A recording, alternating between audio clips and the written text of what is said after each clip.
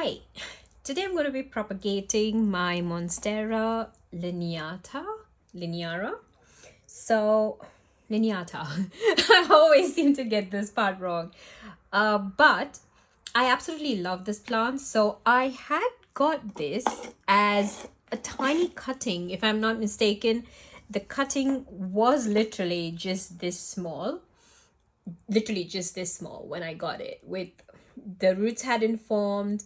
It literally was a tiny little plant in September 2022, and now in August 2023 the plant has really grown. So if you want to see what the mother plant looks like, it's got tons of leaves, like loads of leaves. And plus the best part is that I've taken other cuttings too, and I also have another plant growing in my collection. So these are going to be 4 new plants that I'm hoping to propagate and then hopefully give them out as gifts. So now there are quite a few ways that you can propagate these. So you can propagate them in water, you can propagate them and they do root really well. I've had good success rooting in water, but in my experience, when I tried to root them in perlite, they rooted a lot quicker. So I'm actually going to be using 2 different substrates today to root my plants. So the first one I'm going to be using is perlite, and I have the normal perlite. So I get my perlite from Soil Ninja. This is of course not a promotion, it's not sponsored, but I love their perlite. It's really nice. It's not, I wish I could get, they did a chunkier mix and that would be really nice. So that's the first substrate, and the second substrate I'm going to be using is my vermiculite. So I'm just going to try and see if I can get the name in. So I'm going to be using vermiculite as the other substrate because I'm very new to vermiculite. I've literally just discovered it, and I thought it may be a little bit better because it does retain the moisture for longer. And I did show these DIY self-watering pots, and I love using them, especially for my propagations, because as you can see it's transparent, so I will be able to see the roots growing on them, so it will be really easy. So let's start off with our propagation. So the first 2 pots, so I'm going to be doing 2 of each. So the first 2 I'm going to be using vermiculite. And yes, you'll get a lot of it go to the bottom, and that's fine. It will, you can take that out once you've completed the potting. So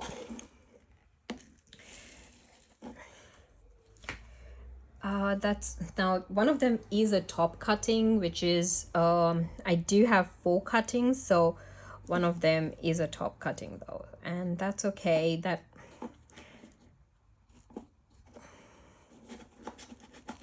I should have actually waited, and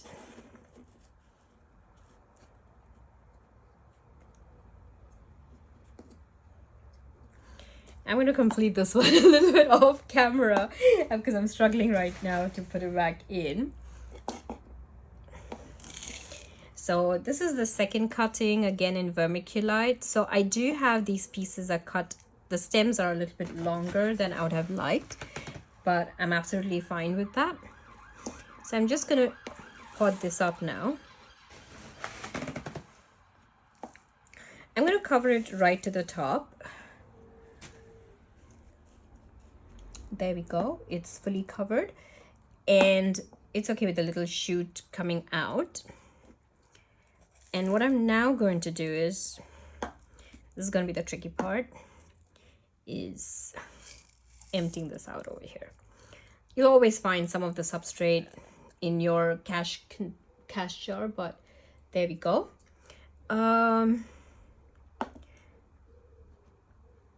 So this is our vermiculite mix. Just one point that I wanted to make is, once you got these cuttings, which side do you actually put inside the substrate and which side goes up? So if you notice, you've got a V forming. So wherever the leaf is growing from the V is what will stay on the top. So of course the leaf is going to stay on the top, but just make sure that, you know, instead of planting it the other way around in any way, just make sure that you got your V on the top. That's something that I check out just to mention. So now that you've done the vermiculite, this is like my second video, so I am totally messing up with getting things in the correct frame.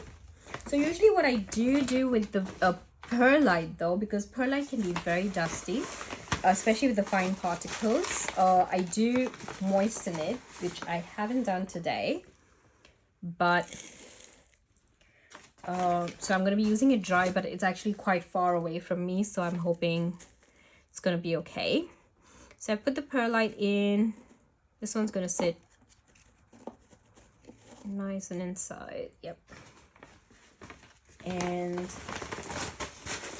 let's top it up.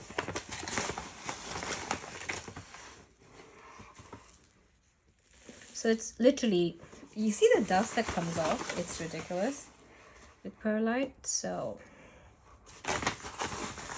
and this is also the end of the packet, so there's going to be a lot more finer particles as opposed to the chunkier bits that's usually on the top.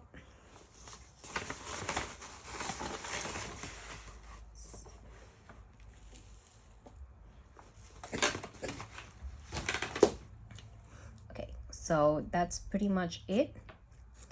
Now, after I took the cutting, I did leave it out for about a couple of hours actually, just so that, you know, it's not just been cut, so that way it can callus over a little bit. So I did try to do that so it doesn't absorb all the water right through the open wound. But there we go. That's a propagations planted. I'll plant the other one separately. I'll do it off camera, and I'll probably wet the perlite initially. And this is it. It's done.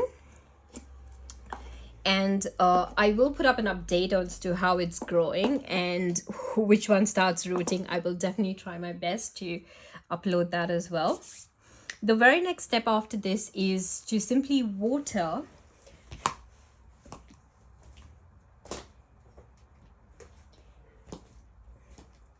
I should have had my watering can next to me, which I didn't. So I'm simply going to water it. So I'm going to make sure that it's watered thoroughly.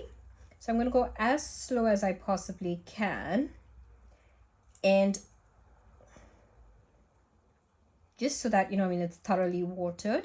Because remember, this was dry. I haven't used any of the rooting hormones because, as you can see, I haven't used any rooting powder because this already has aerial roots, so it's going to be fine with the rooting process.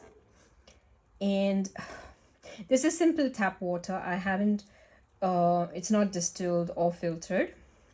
Usually what I do is I do use liquid gold leaf or Super Thrive, but when I top up the water the next time, I will use Super Thrive in it as well. So I tend to alternate, but my first round I tend to put just simple tap water. Now, as you can see, the water is slightly above the net level. The reason for that is, if you see the wicking cord that I've added, it does go all the way to the top of the pot and it comes in. So it will make quite a bit of contact with the substrate itself, but initially it will need a lot more water. So I tend to top up the water just above the net line, so that way, you know, it gets moistened quite quickly, because I do want it to retain as much water as possible to help with the rooting process. And that's it. In another few weeks we should have healthy roots, and once we have the roots that have, you know, at least a couple of inches, if not more, once we have those roots, it's going to go from one semi-hydro substrate to my semi-hydro, which is kind of like ponds, so all the different lava rocks. So I'm going to have that transferred once it starts rooting. And that is it from me at this point. Let me know if you have any questions. Thanks. Bye.